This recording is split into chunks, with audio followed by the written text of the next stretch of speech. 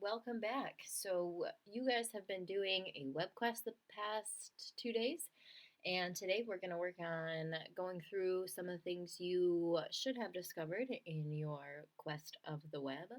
So, in Schoology, hopefully you've opened up the student notes copy. So, it should be your own little PowerPoint presentation.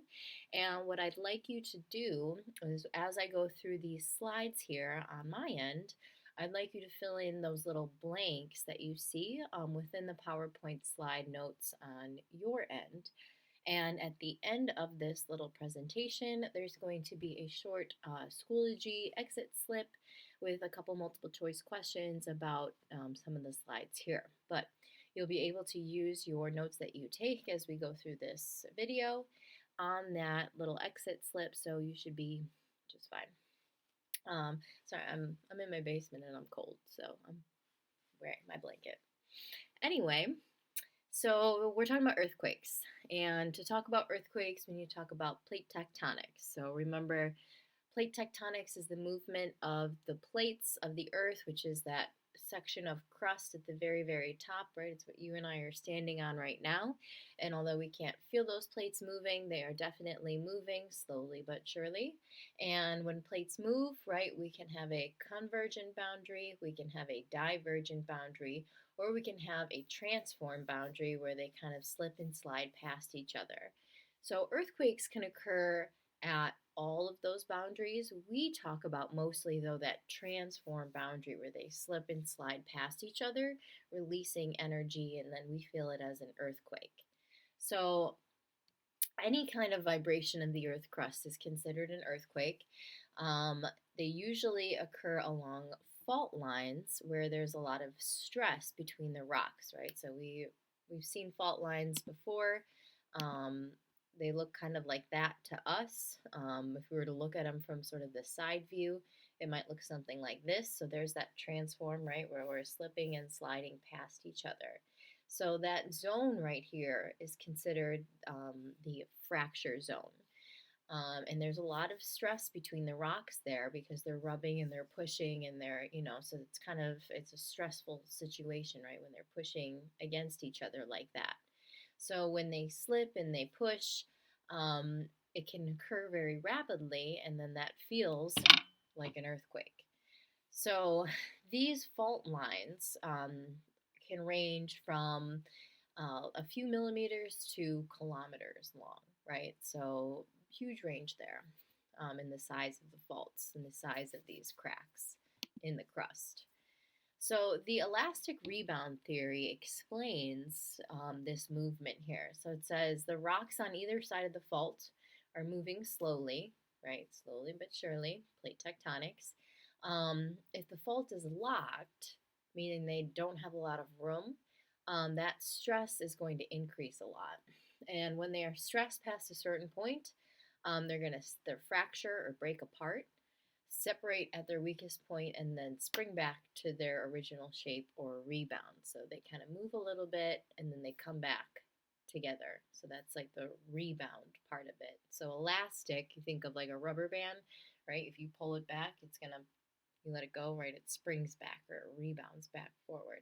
So when these rocks slip, then they move back. Okay, that jolt is the earthquake. So as they do this movement, they release energy, and that energy is in the form of a wave. We call that a seismic wave. So it's like a sound wave, right? There's a vibration to it, right? So they kind of travel in different ways, but seismic waves are how we measure earthquakes. So that's the form of energy that is released when an earthquake happens, is a seismic wave. So this can cause stress to rocks along that fault line and cause them to also fracture and split apart. And that's why when there's earthquakes, often it's not like just one small shake. It can have aftershocks as well, which happen after the earthquake. So vibrations that are occurring after the main quake actually occurs. So here's another diagram showing that elastic rebound theory. So we have that transform boundary here where the plates are moving and sliding past each other. The area where the slippage first occurs is called the focus. So the focus is deep down below the surface of the Earth, right? It's down here. Um, this is where that slippage first occurs. And then if we were to follow that point to the surface, that's what we call the epicenter, right? So the epicenter is directly above the focus point on the surface of the Earth. And so when that earthquake happens, we talked about those seismic waves that are being released. Those waves are moving outwards from that point. Okay, so if you think of like when you throw a stone into a lake, you get that ripple effect, right? So the ripples and it ripples and it ripples. So that's what we see here, right? That's how an earthquake radiates its energy outwards. So these are all those seismic waves here. So most of the time, earthquakes have a very shallow focus, meaning it's not super deep down below the Earth. Within 70 kilometers of the Earth's surface is considered to be a shallow focus. An intermediate focus is 70 to 300, and a deep focus would be way down there, about 300 to 650 kilometers down. And you can see that here, right? So here would be considered shallow focuses, intermediate, and then very deep um, focus points. So we kind of created this map maybe like a month or so ago when we talked about plate tectonics and we were plotting the earthquakes and volcanoes on the map. And we talked about that ring of fire that is created from where all of that earthquake and volcano activity is. And these dots are showing where we see all of that earthquake activity here. Along the mid-ocean ridge, we also see earthquake activity. So remember, that's a divergent plate boundary. So those tend to be smaller earthquakes, and especially being in the ocean, right? We're not really going to notice those as much, but they are happening there. But along here, we got that transform plate boundary on the Pacific plate here.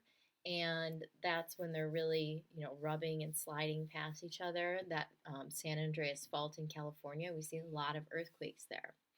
Lucky for us in Illinois here, we don't have a lot of earthquakes. Not something that we need to worry about.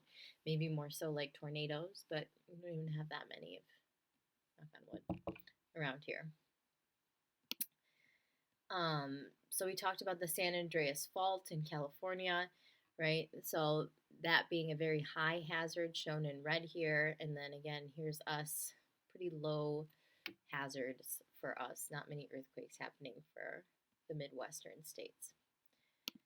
So I talked a little bit about those seismic waves that are released as energy from the earthquakes when they happen.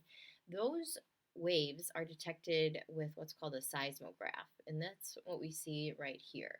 So the waves, the vibrations are detected and they show up on this seismograph right here. And that's how we determine the magnitude of an earthquake or how strong the energy released from that earthquake was.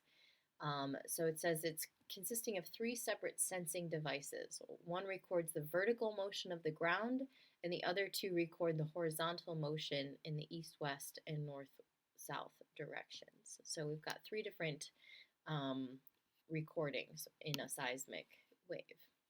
So the primary waves are P waves. Those are going to move through the body of the Earth, and they travel through anything that is solid, liquid, or gas. And the S waves also travel through the body of the Earth, but they can only travel through solid material, hence S waves, right? S for solid. And surface waves, these travel over the surface of the Earth, right? So P and S go through the Earth's crust. The surface waves travel on top of the surface. So they travel more slowly than the P and the S waves. And they move similar to ocean waves, right? Think of the ocean. That's how those waves move. So I'm going to play this animation that shows the different types of those. So when we talk about that seismograph and when it's getting the readings for the earthquake and detecting the vibrations, the first vibrations to reach the seismograph are the P waves. They're the fastest, and then comes the S waves. So the difference between the time it takes for the P wave to get there and the time it takes for the S wave to get there will tell researchers how far away that earthquake happened. So, in order to locate an earthquake, we don't just use one seismograph and like one, earthquake recording station. We actually need to use multiple stations, so at least three, and they use sort of they call it like a triangular detection method. So notice that this is my epicenter. This is where the earthquake happened. I would want to get readings from all three of these recording stations. So, that's just what this slide says. So I said a little bit about the Richter scale and magnitude. So the Richter scale measures the intensity of the ground shaking. So how bad the ground shakes is going to release a certain amount of energy, right? The more shaking, the more energy, right? The bigger waves, the bigger vibration. That's going to be a high magnitude. And we give it a scale from 0 to 10. So 10, really bad. And then 1 would be, you barely even feel it, really. So when we say like the intensity, the magnitude, it's determined really by the amplitude of the wave that's produced on the seismograph. So how tall this is going to determine the magnitude of that earthquake on the Richter scale. And you can actually determine that yourself if you know the amplitude and you know the distance between the S and P waves by using this scale right here, where those cross, right? If I know the amplitude of the wave and I know the distance, if you take a straight line and you hold it up to the scale right here, where it crosses, that's going to give you your magnitude. So that's how the Richter scale works. There's also something called the Mercalli scale, and that expresses earthquakes in terms of how it feels for you and I. So it describes how much damage is done and how much shaking you actually feel as a human being, standing on the surface of the earth. So again, an intensity of 1 would barely be felt, but an intensity of 10, like things are going crazy, objects are being thrown in the air, it's intense. So those are the two different scales that we use for detecting earthquakes and describing earthquakes. So Richter scale uses the seismograph and determines the magnitude, and then the Mercalli scale gives sort of a human perspective of how it actually feels and what the damage is that was caused by the earthquake. So that is all we have for earthquakes today. And don't forget to take the short exit slip on Schoology that goes over the notes that we just discussed. So you can use your notes. Hopefully you were filling those in as we went through the video. But feel free to email me if you have any questions. All right, have a good day.